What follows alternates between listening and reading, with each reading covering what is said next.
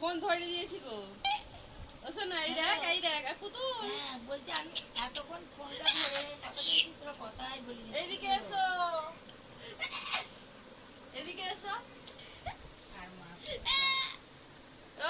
ওই মান্তু মাসিটা আগে যাচ্ছে। এই ওর বয়সের লেখার মান্তু মাসি এদিকে এসো। দিন আগে এত এই পুতুল যাচ্ছে হেঁটে হেঁটে পুতুল যাচ্ছে পুতুল। আরে ওর বৌমাকে জিজ্ঞেস করলে বলছে এ নাও মেয়েকে নাও।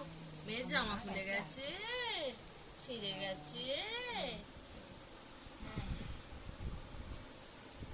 বল কই মেয়ে কই?